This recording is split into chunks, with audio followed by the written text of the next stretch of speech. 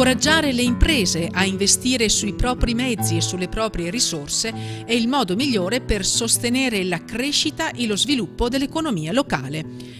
In questa direzione si è mossa Banca Alto Vicentino, sottoscrivendo un accordo che prevede lo stanziamento di 5 milioni di euro a tassi particolarmente vantaggiosi. L'iniziativa rientra nelle azioni del protocollo tra Banca Alto Vicentino, Credito Cooperativo di Schio, Pedemonte e Roana e Sviluppo Artigiano. Trovare la collaborazione di un'organizzazione come Sviluppo Artigiano è stato per noi molto importante.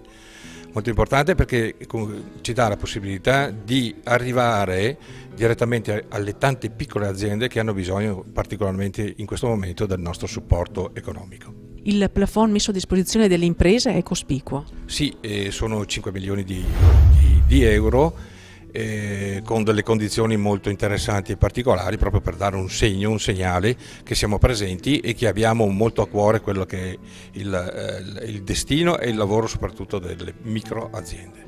Per noi è un grande momento per offrire ai soci di Sviluppo Artigiano e ai soci della banca e a questo territorio una possibilità in più, una possibilità di accesso al credito che è un elemento importante per lo sviluppo del territorio stesso. Di cosa hanno bisogno le imprese oggi?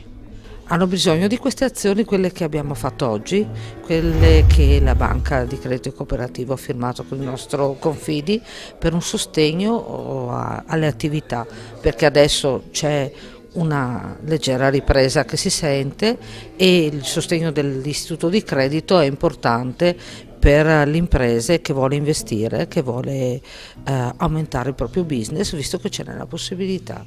Il plafond stanziato da Banca Alto Vicentino dovrà essere utilizzato dalle aziende entro il 31 marzo 2018.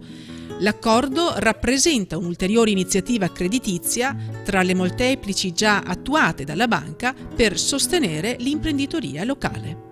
Questo accordo spazia, con un plafond complessivo di 5 milioni di euro, spazia una serie di interventi che vanno dalla liquidità per scorte di magazzino, pagamento fornitori, imposte e tasse, anticipi anche o liquidazione del TFR, del personale dipendente, quindi una gamma di possibilità di intervento molto ampia, che è stata appunto strutturata d'intesa con lo Sviluppo Artigiano per cogliere proprio le richieste delle nostre imprese.